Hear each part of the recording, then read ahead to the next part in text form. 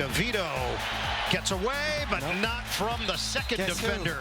It is Tack McKinley. Tack just did a breakdance like Ray Gun, the Australian breakdancer. That was fantastic. You were into it? Oh, yes. There was a lot of backlash, Peter. No, I'm sorry. I don't know if there was politically charged. I don't want to get involved, but look at this. Ray Gun. Leave it to Peter Schrager to pull in a Reagan reference during his emergence in the broadcast booth for Jets-Giants preseason. Schrags, we miss you. We love you. You sounded great. Get back to the show because football is a-coming, buddy. Whiteboard Wednesday, Kyle calls it an undefeated segment. Gentlemen, are you prepared for the topics at hand? Let's do it. Manti, welcome to your first Whiteboard Wednesday segment. So, here, do you need mine? Okay, Peter was living his best life on Saturday, calling the game that now gives us our first topic. It's so refreshing. You go to NFL.com, you click week 1 schedule, and those are the next games that are being played. Let's go. If you could be a broadcaster for any week 1 game, Manti, you can do an illustration, you can write the game, you show the good people who are watching Good Morning Football right now, and you tell us what that first game would be. Manti, you are up first. I like the Rams versus the Lions. That's the game that really, I would enjoy. Why? Because obviously you have the Matt Stafford, you had the Jared Goff. You know, can Matt Stafford go in there after, coming up short last year? But also, I have good relationships with certain people on that Detroit Lions team. Okay.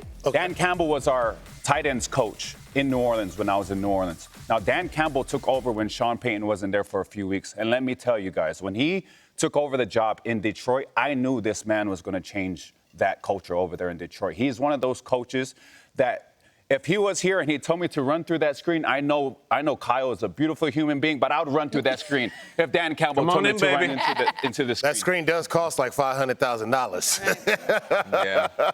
I think the man in the screen costs more. I got you, Kyle. He's more valuable.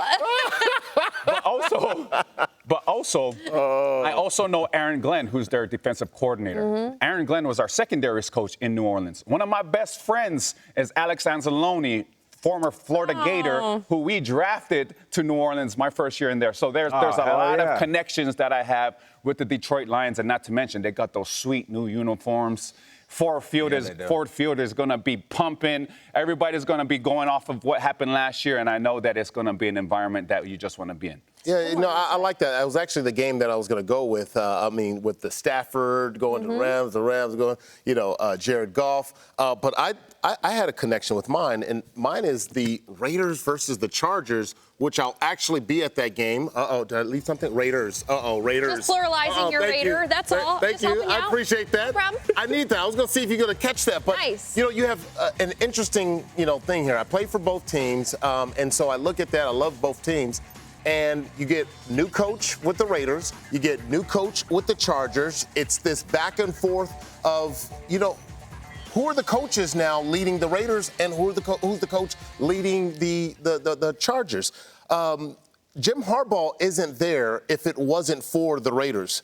The Raiders put a shellacking on that Thursday Night Football. If you remember, Week 15, 63-21. The next day, the Chargers went out and just cleaned house. They got rid of Brandon Staley. They got rid of their general manager. They just said, this is embarrassing. So Jim Harbaugh comes in. And then we know the success that Jim Harbaugh has had in college and with the 49ers. And now we get to see these two teams kind of go out here, right here. Literally right across the street. They're going to be here at SoFi Stadium. So if I could call that game, I would do everything to call that game. That would be a fun one. Cool. Oh, no doubt. Listen, I'm going to run an anchor on week 1.